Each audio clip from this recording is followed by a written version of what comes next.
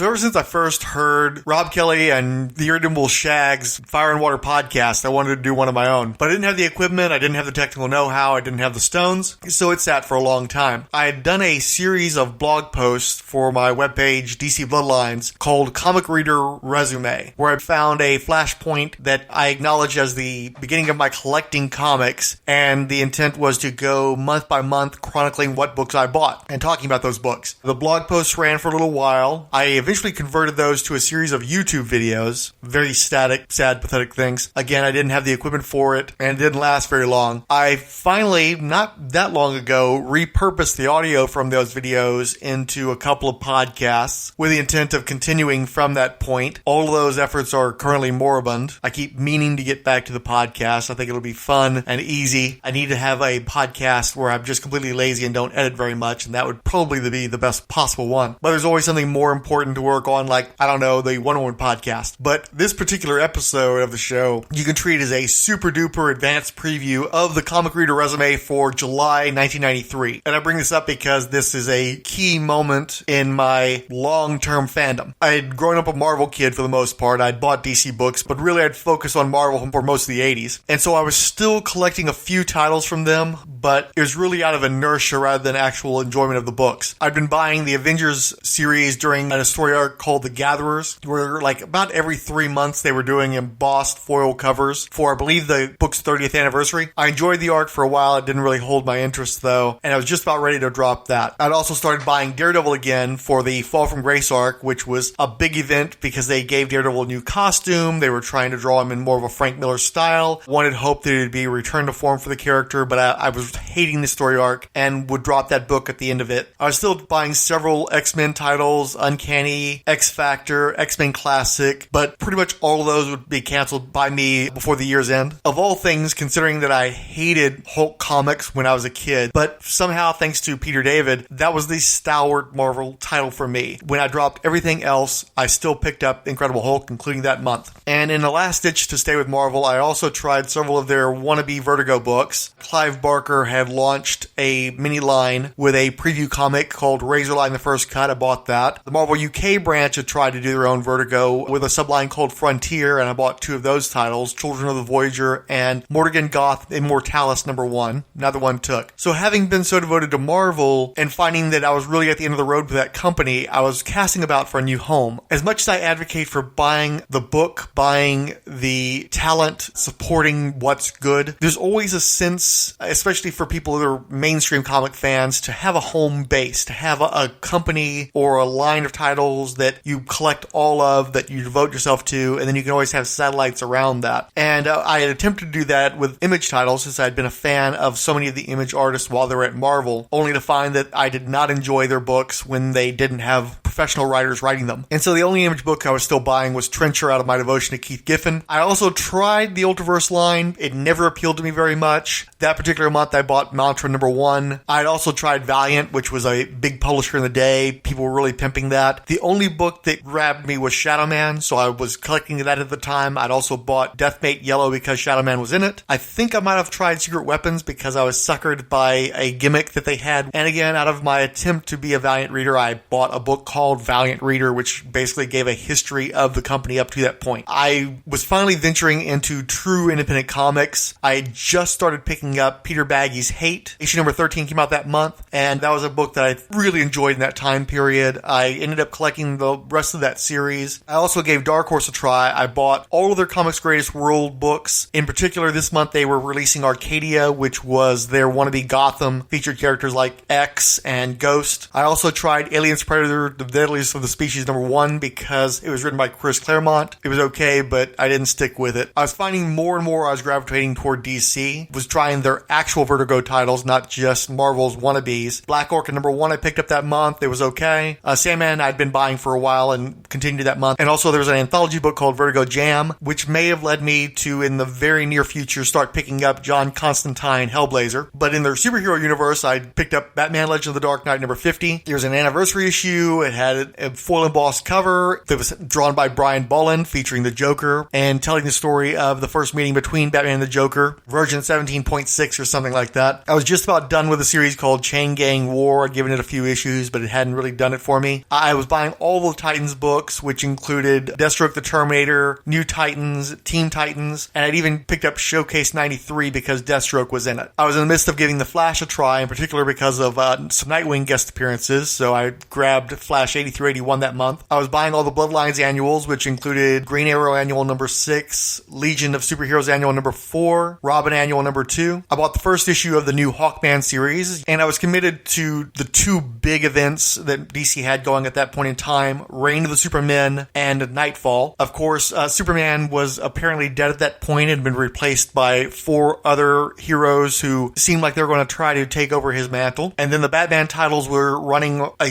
very similar story, but without quite so severe a circumstance. Batman was just going to be broken in the very near future and need a replacement of his own, and just one, not 4. And a lot of Batman supporting casts were getting spun off in ongoing series out of Nightfall, including Catwoman. I don't know which of those DC comics had a specific bit of back matter. Marvel for years had done their bullpen bulletins where they made sure that folks got chummy with their editorial staff, Stan Lee specifically, but they created this air of familiarity where you weren't just a reader of their comics, you were part of the club. DC had never been as successful at instilling that sort of loyalty. And then in this particular attempt to do so, they'd actually done a parody of the bullpen bulletins, which wasn't actually funny, and I think probably it was more of a situation where the editor who was filling in, generating this material, Ruben Diaz, just found it easier to rip off Marvel for that 1 month that he was responsible for this thinly disguised series of sales pitches. But that was back in the days where I still read comics cover to cover. I read all the editorial material, and he had a little piece called Rube's Soap Dish, where he talked about having to put this thing together on a Saturday afternoon when he really would have rather been doing something else. But he made sure to pimp the titles he was editing, including Flash, Dark Stars, and Justice League. Most of those titles he gave a nice long sell to, big fat paragraph, and they weren't effective.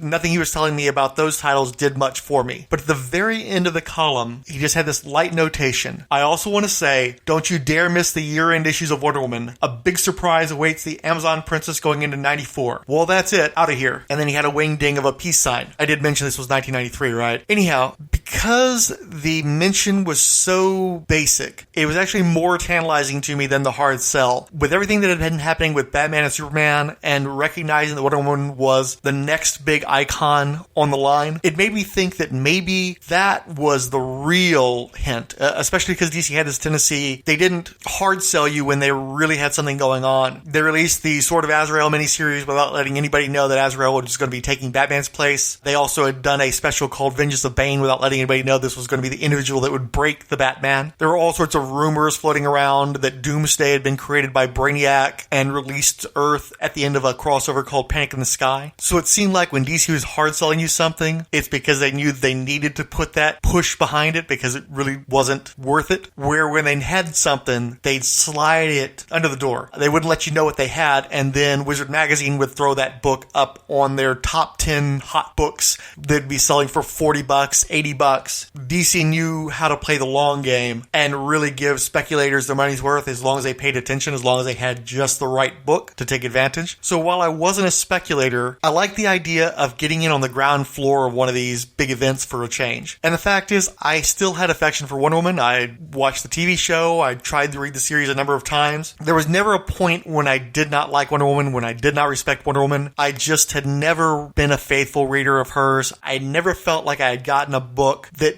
compelled me to follow that character on a regular basis. So I had no reservations. I'm going to go ahead and start buying Wonder Woman comics. The problem was, despite comic books being everywhere in 1993, the grocery store, the liquor store, the video store, the toy store. I remember my brother used to pick up his comics at what had been a trophy shop. You just really couldn't find Wonder Woman comics. She had no newsstand distribution that I ever saw after the early Perez issues. I don't think you could even find Wonder Woman comics at the mall. And if the comic shops I frequented stocked it, I just didn't see it, or maybe there wasn't anything there to draw my attention to it. I have numbers from Capital City Distribution from this time period that show Wonder Woman selling about 8,000 or 9,000 copies around that time period. I couldn't find a top 300 sales ranking for the year 1993. I did find one for 95 over at Comicron, and those sales were about equal to Black Lightning number 3, which was ranked 183. I believe I remember Wonder Woman selling somewhere toward the bottom of the top 200 at that time time period. So if you up and decided that you wanted to start collecting Wonder Woman, there was a good chance you weren't going to find a copy. But the first one I found after I decided to start collecting the book was Wonder Woman 79, and I don't recall if that was when I was pre-ordering the book already through the Advanced Comics catalog, or if I actually happened to find one on the stand. But that was my first issue. It was the second part of a two-parter featuring the Flash, and it involved a hemophiliac super speed assassin named Mayfly. Good issue, I enjoyed it, but I seem to recall struggling to find issues 80 and 81. I really think I just happened to pick up 79 on a stand because of the Flash appearances, was out of luck on the next two issues, and then had my subscription kick in around Wonder Woman 82. So I started hunting around for back issues and finding bits and pieces here and there. Wonder Woman 77 particularly stands out, probably because she's kicking an Ant-Man and then gonads, but also I think I managed to find that specific issue in a cheapy bin after hunting for it for a while. Felt like a real score to find that one, and I seem to recall it taking me forever to find issues 75 and 76, but I think I actually had an easier time getting from 66 to 74 because I'd found a shop from a guy who had been a comics dealer dating back to the very first comic shop I ever found in 1987, and this fellow had gone from working at a comic shop to having his own shop to basically losing the shop, and he essentially had an enormous amount of stock piled up in his garage covered in cat fur. But I'd give him a call, he'd let me go into the garage and spend hours just digging through back issues, pulling this stuff together, and that's where I got that run of Wonder Woman. And my recollection is that I was working security at the time, and I seem to remember I was sitting in my guard truck, and I had a copy of Wonder Woman 66 in a issue of Wizard, because at that time I was trying to preserve my books. I was never a speculator, I was always a reader, but I still wanted to keep my stuff nice after having trashed most of the great books I had growing up. Given how valuable comics were being perceived at that time period, I figured I needed to make those extra steps and protect the investment, if for no other reason than because if a book said it was worth $40, I wanted to feel like I had a $40 comic, not that I'd ever had intention to sell it. And so on an overnight shift, I probably cracked open Wonder Woman number 66.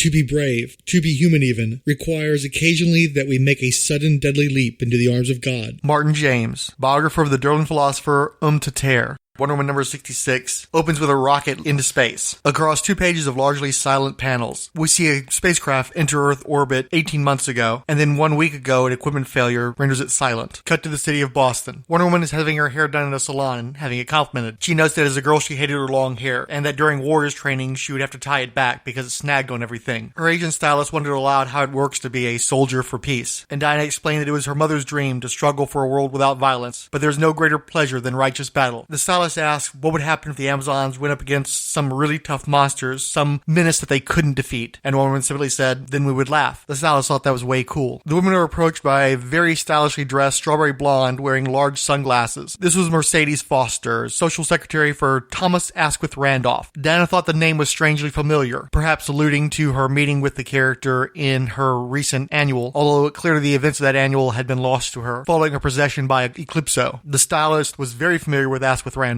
noting that he was a hero in Boston longer than anyone remembers. He'd been Mr. Magic in the 1940s and the White Sorcerer in the 60s. He was with a superhero group called the Echoes of Justice in the 70s. While today he claims to be semi-retired, everybody knows that he does super secret jobs for the government. Diana noted, everyone knows? Then he must not be very good. Asquith Randolph thought otherwise, stating that I am very good, princess, but I'm not a miracle worker. At a meeting at his mansion, he explained that a cosmonaut named Natasha Taranova had been part of a joint Russian-Israeli project, but equipment failure had stranded her in space, with no help for survival under conventional means. More prominent superheroes like Superman and the Justice League were unavailable in short notice, and the astronaut only had about 12 hours of oxygen left before she would perish. Randolph had access to one of Darkseid's rocket sleds from a previous attempted invasion of Earth. His technicians had figured out how to operate the device, but no human could pilot it without being crushed by the pressures of gravity. Only Diana had the physical strength to withstand the tensions that the craft would put her body through in the frame necessary to reach the cosmonaut in time. Throughout the the conversation, Wonder Woman had interjected with a number of very pertinent questions that clearly indicated her suspicion of Asquith Randolph. Things like his already having a spacesuit ready for her with her Wonder Woman emblem on it, stylized for her. She was clearly no dummy. She wasn't going this blind, but also there was a woman in peril and she didn't see that she had any choice in the matter. She had to save her. Aboard the orbiter, the cosmonaut was recording a message for her daughter while performing magic tricks. Magic was a childhood fascination for her and helped her pass the time in the solitude of space. The Apocalypsean ship reached the orbiter and Diana passed inside. The cosmonaut was first startled and hoped that it wasn't some sort of bizarre alien attack. It was only then that Diana realized that the cosmonaut didn't speak English. She cursed this foolish oversight to herself in Greek. As it turned out, the cosmonaut's passion for magic had extended to learning Greek, as the Greeks were the first magicians after all. The women bond while doing the repairs necessary to get the orbiter ready to re-enter Earth atmosphere, and Natasha Taranov performed magic tricks to Diana's clear amusement. Meanwhile, back on Earth, Asquith Randolph was visited by one of his underlings, who noted, "Sire, our friends called again. Call them back. Tell them the matter is executed." And with the flip of a switch, the sabotage Apocalypsean ship exploded, hurtling the women thousands of miles from Earth. There was no clear direction home, and in the void of space, their bodies would never be found. Diana considered this and thought perhaps they weren't drifting fast enough. A moving object would be more easily and likely to be seen. Diana went out into space to scavenge for parts, trying to find some way to give their vessel mobility. The cosmonaut thought this was a fool's errand, but Diana warned there's always time for despair. The first step is to find out exactly what we have left. It took almost 2 weeks, Alex, but we've accomplished the near impossible. Diana's strength enabled us to create a sort of harness for the still working engines, and I have the remote fire control of the ship with me. It works. But our jury-rigged connections aren't strong enough alone. The engines would rip them apart. So Diana is outside, because she is strong enough. She and her magic lasso. By bracing her feet and twining the lasso about her, she has become the last unbreakable link. When I fired the rockets, I felt as though I were signing her death sentence. She must have been nearly broken in two. Will we survive? I don't know. Diana may be right. There are many spacefaring races. As long as we are moving, we are more likely to be seen. And against all odds, I have hope. I will see you again. But if I don't, if I am swallowed up in the emptiness and coldness of the universe, remember me. And remember that your mother never stopped trying to get back to you. And also remember this, that before she died, your mother saw things that no human eyes have ever seen before. Be happy for me. Be proud for me. I hope one day you meet Diana. She is strange, spirited, the oddest thing. We are voyaging, almost naked in the cold maw of death. And yet a minute ago, when I turned on the suit communicators, she was laughing.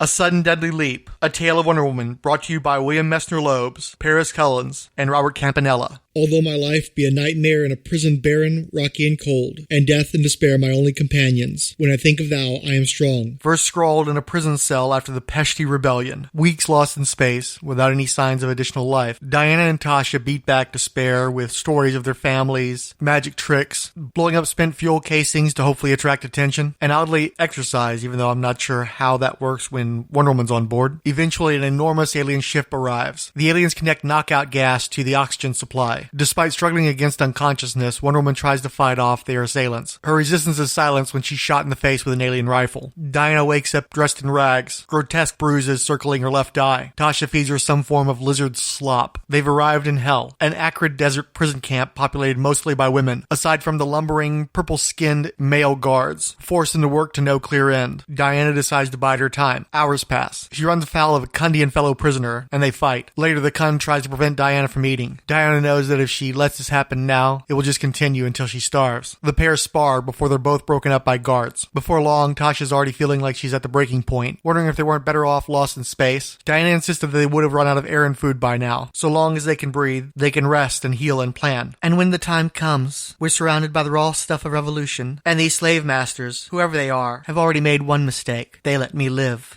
Barren, Rocky, and Cold was featured in the October 1992 cover dated Wonder Woman number 67. Freedom is only a concerted desire to break the bonds of Earth, but then so is death. Eric Maria von Koss, pilot, mathematician, and freedom fighter. Tasha narrates, I have decided to call this planet Hope's End. Although we can't be sure, it appears that the entire planet is one vast prison. The planet is probably smaller than Earth, and close to its strange purple-tinted sun. There are 3 moons and an atmosphere with less oxygen and considerably less water vapor. The net effect is a place that is 120 degrees during the day and 30 degrees during the night, where you can't catch your breath and where the centipedes are a meter long. We have been prisoners here almost 3 months, at least to tell from the movement of this alien star. Diana has been an inspiration. In spite of the privation she has has used her superhuman vitality to help the other slaves. She does a third of the work that is done. Others falter and fail. She goes on. The others depend on her and would repay her help, but as demoralized and exhausted as we all are, what can any of us do? This life is almost unendurably painful. I wonder how much longer any of us can last. The guards are everywhere. I have never seen them exhibit the slightest softness or compassion, and the guard ships fly over every half hour. This is a planet of slaves, and the chains are too strong to break. There are always new chains to be found. The other day I approached Diana and discovered that we are more intimately observed than I imagined. Her mouth silently formed the words, "They can hear us through the collars." She was right. It was the only way the guards could know about fights or escape attempts so quickly. We still speak, of course, but to communicate important things, we scrawl a word or two in the sand. Diana seems to be immune in some odd way to the harshness of this place. If there is any laughter here, it is hers. The guards are given to random outbursts of rage and brutality. No one seems to know why. More than once I've seen her take blows that were meant for another, and in the same day she will give up her rations to one of the children who live there, like starving little rats. I wonder if she realizes that in this evil place, such goodness is lost amid the misery. At one point, Diana is ambushed by the Khund and her forces, and she has to take a beating. She could have flown away, but flight is the one secret she can keep from her captors, the one ace she has up her sleeve. And also there's another example, a woman whose eyes had been gouged out, and whose body had been contorted by restraints. She was a Daxamite, apparently captured before Daxam was destroyed, humiliated and displayed as an object lesson for the rest of us. No matter how powerful, she was only one person, and once the captors knew her powers, they could neutralize them. The intergalactic election of slaves had formed a sort of pidgin English that they communicated with, to learn basic information about the empire that had enslaved them. Apparently, their captors live as one gender or the other over long periods of time, whether 100 years or 1,000 years. There was a period in which they would switch genders, at which point they were able to conceive, and then the majority would enslave the minority, as well as any other examples of the opposite gender that they found. Thanks to her strength and resilience, Diana was able to hunt wild animals at night for her people, and was observed by the Khund. Her actions inspired respect in the Khund. Diana observed that whenever there was a revolt, a slave ship would come around and teleport the actors up to be neutralized. They would be drugged, they'd be bound, and they'd return to the surface for punishment. There was no clear profit in some sort of overt rebellion at that time. Natasha felt that it was hopeless, and couldn't understand why Wonder Woman would be smiling all the time, why she would constantly be working to help others. And Diana pointed out that, yes, sometimes she is tired and discouraged. And when I do, I make something or solve a problem. After all, we won't be here forever. For instance, she made a yoke for the older women to carry water, so that it wouldn't be so hard on their bodies. Unfortunately, there was some unspoken rule about slaves improving their lot. The old woman with the yoke was knocked over by a guard, and when Diana protested, she was met by the butt of a rifle. Diana was knocked into a deep trench with what they called sand eels. The sand eels were a mean by which undesirables and the dead were disposed of. However, this assault upon Diana had inspired all the people that she helped to come to her aid. They formed a human chain to pull her up out of the pit. Where there had been small bursts of rebellion here and there, all of a sudden, on seeing what had happened to Diana, whole groups of people started to revolt, and it started a domino effect where there was a camp-wide rebellion. One of the discipline ships came and teleported up a group of people. Diana saw this as her opportunity, leapt up, and smashed into the ship. She took control of it, and with the help of one of the fellow prisoners who had piloted a similar vessel, they managed to go to the power station that ran what little technology there was on the planet. And while their ship may have lacked overt weapons, they were able to use the teleportation beam to destroy enough of the location to disable it temporarily. This had also managed to free the Daxamite, who, though blind, was able to lash out and destroy more and more of the slavers' complex. Eventually, the Daxamite herself was teleported onto the slaves' commandeered ship. They transferred to another ship that had greater structural integrity because Wonder Woman hadn't ripped into it. Natasha notes at the end, "We escaped and now make our home in the vast places between the stars. There are 22 of us, ex-slaves, some maimed, some wounded. We are earnestly sought after by an empire of 1,000 worlds. We are so far away from Earth that none of the others have ever heard of it." When I said this to Diana and asked what she intended to do, she said, "The Creel make their empire out of death and rapine and chattel slavery, and I mean to stop them." And do you know what? I believe her. Breaking Bonds, from the November 1992 cover dated Wonder Woman number 68, was by William Messner Loebs, Paris Cullens, and Frank McLaughlin. We drink in freedom's long sweet breath. We fight the despot's thrall. We throw the dice each day with death, for we are noble pirates all. Yes, noble pirates all.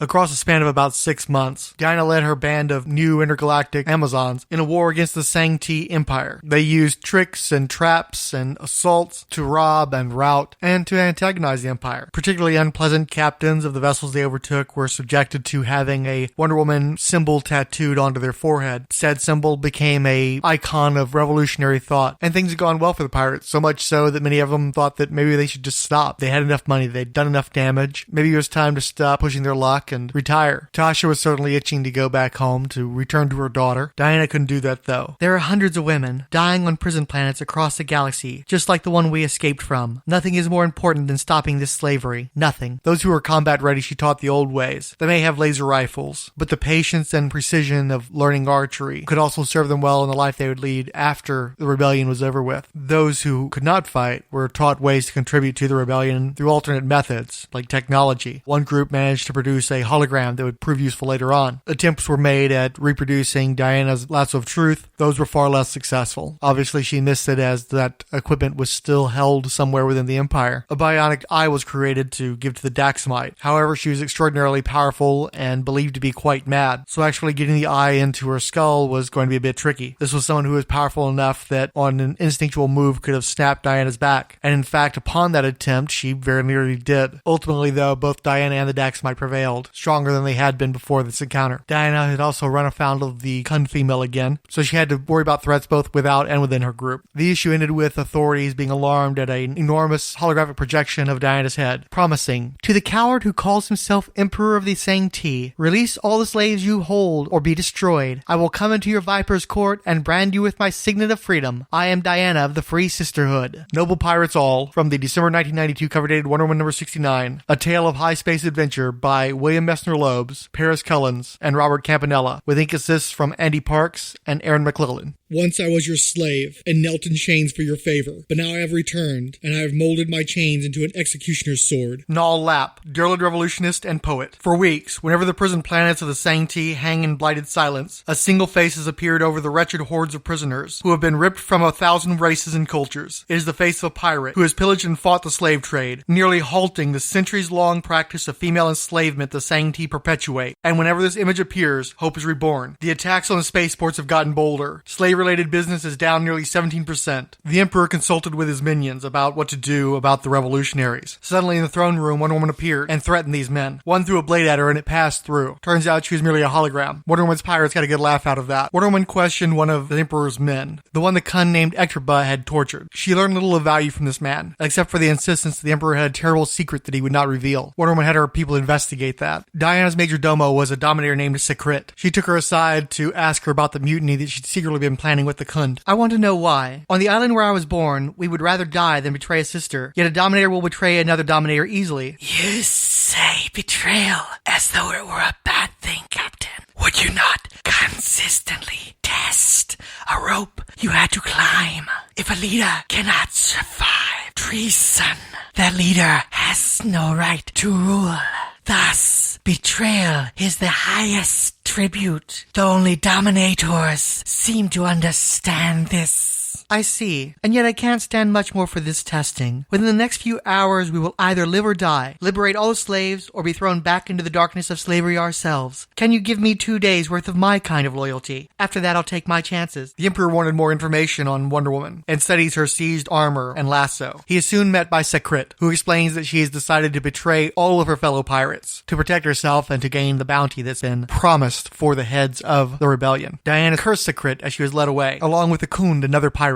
The Emperor told an aide that he planned to torture these people, but not so much Secret. Her he would kill quickly for her service to the Empire. However, as it turned out, Wonder Woman had determined a new use for the hologram projector. She had cloaked herself in the image of Secret so that she could gain access to the Emperor. The woman who appeared to be Wonder Woman was actually Natasha in disguise, and she used a magic trick to conceal a crowbar which she used to beat on her guards. Further, since the Emperor had taken Diana as Secret at her word, the Empire had failed to search the vessel that had brought the pirates to them. Secreted aboard was the Daxamite, who began wreaking havoc. Before long, a slave revolt was in full swing in the capital of the Empire. Further, Diana had regained her Wonder Woman garb and used her lasso of truth to find out what was really going on with the Emperor. That in fact the Emperor was an Empress, one of a small but significant number of the Sandi, who despite the best intentions of the Empire happened to be born a female. Because of her royal lineage, she'd been hidden away for the first 15 years of her life, taught to be a man and to hate women. Diana explained that not only were her actions wrong, but her secret and the way in which it had been compromised meant that slavery in the Empire was going to have to end. Whether through the actions of her pirates who would remain active, or through her revelation of the Empress's secret to her misogynistic people, there was no way things could continue on as they had. Once I Was a Slave, from the January 1993 cover dated Wonder Woman number 70, by William Messner Loebs, Paris Cullens, Romeo Tangal, and Andy Parks. As a bird on the wing, living against the air, I long to return home again, to a place I have never been, but see only in my dreams. Zaduzu, absurdist poet of the 9th Dynasty, Sangti Empire. The story opens with Julia Capitalis writing another letter to Wonder Woman, expressing her sorrow at Diana's mysterious disappearance, and filling her in absentia of all the things that she's missed since she's been gone in all these long months. The archaeologist, professor, and Diana's longtime confidant explained how her daughter, Vanessa, was doing better in school. She'd joined the debating society and gotten into wrestling. Julia believed this was to honor the memory of Diana. Julia had managed to go out into a dig in the Middle East, nearly gotten herself blown up, but came out unscathed, only to slip on the steps of the public library and break her ankle. Vanessa had done a great job helping to take care of her mother. Meanwhile, their friend Inspector Eden Delicato had finally gotten around to writing his book, Aftershock, and actually got the thing published. There was no word on how successful that book was, but he had done some store signings and was working on another novel. Elsewhere in Boston, poolside atop a skyscraper, the reporter Cassie Arnold talked about how she had done a TV special on the untold mystery of Wonder Woman, and how in the months since, she'd been asked to host yet another one, an update that would cover what had happened on Paradise Island. Cassie had congratulated her lover, asked with Randolph. Moi, granted, I never liked the poor girl, and I have rather taken her place. But do you really want me to come on and gloat and admit that as the world's greatest magician, that I, Ask with Randolph, simply made her disappear? Cassie Arnold didn't take that claim as seriously as she perhaps should have. Back among the Sangti, Diana monitored the former slaves being transported back to their home worlds, presumably enriched by the plunder of the pirates.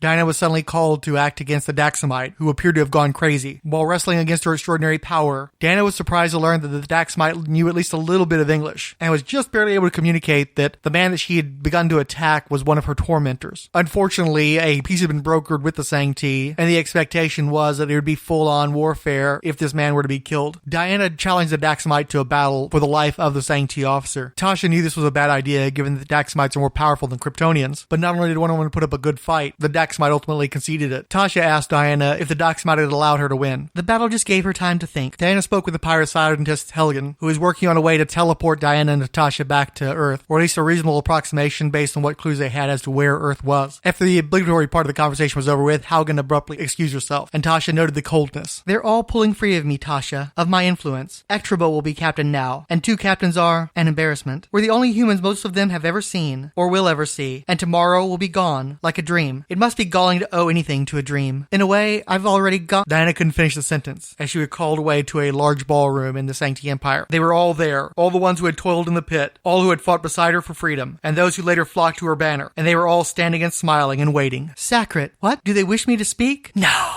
only listen. I am to be their voice. We are here because without you, we would be a field of corpses, anonymous mud. You found us thus and freed us. No more taught us to free ourselves. You are the finest captain and the finest friend. We shall, any of us, know. Do not forget us. As though she could forget them. Any of them. Back on Earth, Cassie Arnold's luxuriating was interrupted by a phone call. Breaking news, she had to go. Apparently, a female cosmonaut just appeared in Red Square right next to the McDonald's. She was claiming she'd been lost in space all this time. Her name's Natasha something. Terra Nova. What? Back to a more humble brownstone in Boston. Julia was writing, so this will be my last letter, sweetie. You were a second daughter to me. I was lucky to know you. I love you. I miss you. But I've reached the point where I have to go on without you. To live my life, I have to. Yes, say it in black and white, Julia. Accept your death. Goodbye, Diana. The doorbell rang. Hello, Julia. The women embraced. The end. Home Again, from the February 1993 cover dated Wonder Woman number 71, was by William Messner Loebs, Paris Kellens, and Romeo Tengal. August of 1993 was a major turning point in my reading habits. Nightfall and Reign of the Superman ended at around the same time, which prompted me to drop all the Batman and Superman titles shortly thereafter. After those extended trials, I came to the conclusion that I just wasn't that into those characters anymore. The last good period of Marv Wolfman's Titans titles were swiftly drawing to a close with the start of a long and terrible sequence of stories that I barely tolerated until their cancellation. Eclipso was similarly a zombie title I was collecting only until its inevitable termination. It would have been easy for me to give up on finding a home among comic publishers and just collect the few titles I liked. Perhaps I would have been better off doing just that, but that's not what happened. Thanks to my sampling the Bloodlines annuals, I became a Garth Ennis fan and regularly purchased Hellblazer and The Demon. The appreciation I'd developed for Peter David on Incredible Hulk led me to buying his Aquaman books. Major changes in Green Lantern and Green Arrow led me to sample their titles. But most importantly, I became a Wonder Woman fan. So I started buying Justice League America and Justice League Task Force for her appearances. I was so pleased with how she was handled in one appearance in Guy Gardner Warrior that I bought that book for the next few years. Wonder Woman was my primary tether to the core DC universe, and a major factor prompting me to collect every issue of the 0-month promotion. That's when I became a Legion of Superheroes fan and began a cycle where my interest in the entire DC universe kept me coming back for better or worse well into the following decade. Without Wonder Woman, I would have missed getting in on the ground floor of Morrison's JLA. If I hadn't read A Midsummer's Nightmare upon publication, perhaps Martian Manhunter's portrayal doesn't strike just the right note. Maybe I never become a fan of that character, the thing I'm best known for being on the internet. That also means a lot less heartbreak and boxes of lousy comics bought as a fanboy instead of as a reader with a proper remove. But I used to love the DC universe, and I don't think I'd be a better person for never having committed so much of my imagination to that fantasy landscape. As much as I enjoyed the new monthly issues of Wonder Woman, though, it was the Wonder Woman in space exile as a pirate story arc, which was never given one consistently used name, that solidified my fandom. I've been a fan of Paris Cullen since his days on Blue Devil, but his take on Wonder Woman is among my favorite of that character's long publishing history. I felt Cullen struck just the right balance of femininity and the physique of a superhumanly strong Amazon warrior. His Princess Diana had muscle and the keen, knowledgeable eyes of a warrior, dispelling the girlish naivete Perez settled her with for far too long. Collins was rough, unrestrained, and dynamic in the early issues under Campanella and McLaughlin, partially bridging the divide between old school Bronze Age and the Chromium Age in a way that still felt appropriate on a DC icon. Admittedly, Collins often overplayed the sex appeal of the character, an issue that would reach epidemic proportions a few years later with the Mike Deodato Jr. run. However, Collins also offered an extremely rare willingness to beat the living hell out of Diana. By the end of issue number 67, the brutality visited upon Diana made her look decades older than any other rendition I can think of. There was none of that supermodel looks with a splash of blood to tepidly hint at battle damage. Diana was covered in dirt and gruel with the enormous, disgusting ocular swelling of a prize fighter after a devastating loss. She was still a woman, and still lovely, but because of her determination and the resilience of her spirit, not because Cullen spared us any grisly details. This was no barely chipped china doll that most artists would offer when drawing a heroine. That said, there's a shot of Diana carrying a rock in issue 68 which is so stunning. It's one of the prettiest and most iconic images of Diana in my headcanon. Despite the intricate detailing and melodrama of the George Perez drawn issues, there was a sort of staged reserve to his take that, for me, make the big action beats of Cullen's the most visually exciting moments of the second volume up to that point. Ironically, one of my banes as a fan of Perez on New Teen Titans was the inking of Romeo Tangal, who returns the Wonder Woman to thwart Cullen's efforts and tame the later issues of the arc. Cullen's rough edges are smoothed over to make art more technically correct, but also more dated and dulled. Particularly disappointing was how Diana's physique was dialed back to mild musculature on a thin frame. Far more conventional and probably more pleasing to some fans, but a throwback to my eyes. As much as I enjoyed the art, though, I call my favorite run of Wonder Woman comics the William Mester Loeb period for a reason. It was great that after the relatively sheltered experience of Diana in the Perez years, to see her cast so far out of her usual sphere, arguably going so far as to transport her out of her genre into science fiction. And yet Loeb has stated that he read a lot of William Moulton Marston ahead of working on the title, and it shows the most in this arc. Golden Age Wonder Woman stories had no use for rigidly defined genre boundaries, and the scope was sometimes enormous. Having a comic book mundane satellite rescue mission blossom into intergalactic slave trade and the overthrow of an empire built on misogyny is exactly the sort of story the Amazing Amazon's creator would have envisioned. Yes, there's an awful lot of bondage imagery and arch elements that also suited Marston's interests, but Cullen's overt sensuality and curious perspective also recalled Harry G. Peter. The story is all about the bonds of sisterhood among women of agency from very different stripes overcoming their conflicting agendas to combat the patriarchy. The story is also about mythologizing Diana, sainting her through her sacrifices and resilience for the sake of the cause of women's liberation. I'm not sure how a female reader would react to the story's excesses of flesh and violence and ham-fisted ideology, but it's hard to imagine anyone taking exception to Diana's loving kindness towards her fellow slaves or the moxie she displays in taking out a fascist regime. There is, however, perhaps too much zeal in that latter development, and Diana committed to some severe statements that didn't sit well with myself and others, based on the letters column. It's been argued that William Moulton Marston wrote Wonder Woman to teach boys that women could be more than their contemporary gender roles. While I think that minimizes its scope and marginalizes its female audience, the Space Pirate arc at a bare minimum works under those terms. Messner Loebs also displays a lot of embarrassing basic errors in this story, from the bad science to forgetting the names of characters to offering conflicting histories of how the monosexual slave empire of many inconsistent names worked. There's tons of goofy, nonsensical turns, especially the shoddy twist ending that doesn't make much sense, but there's also a palpable sense of fun adventure that, again, as with the 40 stories, compel you to not sweat the details and just go with it. I'm fond of all the new characters introduced in this arc and enjoyed so much how they intersected with one another to the point where I mourn the absence of comparable presences for the rest of the run. I also believe it's a compliment to the story story to say that 6 issues feels far too short. I wanted to spend more time with this scenario, to not feel so much like we're getting an overview instead of all the finer details. But I adore those details, and the way they illustrate what a singular and idol-worthy champion this Wonder Woman can be. I had a rough time growing up, and when you're raised in an environment of failure, you're bound to pick up a lot of bad habits. I'm still fairly sullen and prone to isolating myself from others, but when I was younger, I was a far more unpleasant piece of work. I was cruel and pouty and threw violent tantrums when things didn't go my way, which was fairly often back then. I believe I dodged a genetic bullet with my mother's bipolar disorder, and I'll never be as bitterly abusive as my stepfather. But I now see that exposure to both inspired unconscious behaviors in me that sabotaged my life for a long time. I know the exact moment that I fell in love with Wonder Woman. It was in issue number 66, during the callback to Diana's conversation with the hairdresser about facing insurmountable odds. Exiled in space with limited resources and little chance of returning home alive, riding on the side of a rocket held together by spit, baling wire, and a magic lasso, holding on for dear life to that ballistic bronco like Slim Pickens in the finale of Dr. Strangelove. Diana looked into the abyss and laughed in its face. I finally realized that there are always going to be dire circumstances in life that a mere human cannot reasonably expect to change. But what I do have is the ability to determine how I react to those circumstances. I also realized a long time ago that it matters far less who you are deep down on the inside than it does how you manifest who you are in a material way. Your good intentions are worthless without action. Who you are and how the world relates to you is determined by what you do and how you engage with life. I can't claim to have learned that lesson in one reading of a Wonder Woman story, and I can't give her all the credit either. What I can say is that moment made Diana my favorite comic book hero for years afterward. It drove me to collect hundreds of often terrible comics and boxes of merchandise, often given to me by people who knew of my love for the character and cared enough to give me a gift because I was slowly becoming a person who seemed worthy of their generosity. Anyone can wallow in their personal misery, but if you instead choose to do something for yourself or another, something productive or beneficial, you're doing yourself and maybe somebody else a hell of a lot more good. It was in that moment, joined by many others, and including a second all-time favorite in that "They Let Me Live" line, that Wonder Woman joined the eternal pantheon of comic book characters who inspire me to suck less as a human being than I would have if left to my own devices. When I was sorely lacking in flesh and blood mentors, the guidance of four-color icons like Wonder Woman saved my life. I can honestly say that without writers like William Messner Loebs and characters like Princess Diana, I would be a lesser person, and those I've helped in my own small way may have suffered for the absence. These stories matter, especially this one, and especially to me.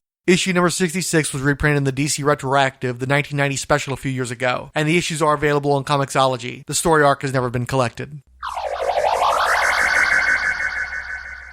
Amazon salutes go out to the 108th Sage, Ali Batts, Andrea Abate, Ange, Avatar of the Green, Bill Bear, Blue Girl, Brody's Kitchen, Chris Sheehan, Coffee and Comics Podcast, Comic Book Vault, Comic Reflections, Debache, Derek William Crabb, Dr. G, the Man of Nerdology, Dmitry Pimenov, Ed Moore at Indie Comics Fan, Marvel Bronze Age, Miskatonic, Teal Productions, and Urban Fantasist, Fanholes Podcast, Felipe Alves Deo, Glenn Hinutu Hill, Gord Tolton, I'm the Gun, Jeffrey Brown, Joe Crawford, Justice's First Dawn, K, Keith G. Baker, Kenny Crowley Jr., Kim Tai Giuseppe, Luis A. Sanchez Jr., Mark Danvers, Matches Baloney, Matt Ev, Michael Wagner, Min, Paul Hicks, Pietro Blacksimoff, Punch Like a Girl Podcast, Rad Adventures Podcast Network, Randy Caldwell, The Relatively Geeky Podcast Network, Resurrections, and Adam Warlock and Thanos Podcast, Rob at Speculum Fight, Ryan Daly, Sean Phillips, Siskoid, Terrence Castanguay, Trekker Talk, V808080V, VIP Comics, Wonder Woman Warrior for Peace Podcast, and Xenozoic Xenophiles. Paul Hicks wrote, great in-depth look at the villain Eclipso. Jeffrey Brown liked that Joe Quesada cover from the Wonder Woman Annual. Rad Adventures promoted a Diablo Frank double feature. Part 1 was their Old Spine's new series, Spawnometer, that particular episode featuring the Savage Dragon, and also promoting Diana Prince Wonder Woman. Cue that great 1970s theme now. Ryan Daly wrote, never heard of Blue Amazon before. Holy shinola, that sounds awful. Keith G. Baker thought Blue Amazon sounded like a new dark roast coffee. Ange wrote, as someone who likes old movies and likes Ted McKeever art, I like the first 2 of the LeFassier Elseworlds, but Blue Amazon was a bit of a mess. Thanks for pointing out all the flaws. As for Whom Gods Destroy, way to get Claremont to talk about it. I found the thing completely incomprehensible and sold it on eBay years ago. I was amazed at your recap. It made more sense than the book ever did. Yeah, it's funny about that too, because as I was going through the comics that we reviewed in this episode, there was a mention of the Chris Claremont, Dusty Abel Elseworlds in like a 1992 issue issue of Wonder Woman, and the book ended up coming out late in 1996, so it had a long time to bake. Personally, I liked what came out of the oven, but I know it wasn't for everybody, especially if you go on the internet. There were a lot of people that were either scratching their heads or just outright loathed Whom Gods Destroy. Finally, Angela over at Wonder Woman Warrior for Peace noted, "Wow, Wonder Woman meets Marlena Dietrich sounds awesome. On paper, at least. Too bad it didn't turn out that way. If I remember right, she's who L. Collins of Lasso of Truth podcast chose to play Baroness Paula von Gunther in a fan cast for a 40s-era Wonder Woman film, which is such a brilliant idea. It makes me want to build a cosmic treadmill so I can find an alternate timeline where that actually happened. Great episode as always, Frank. Keep up the great work."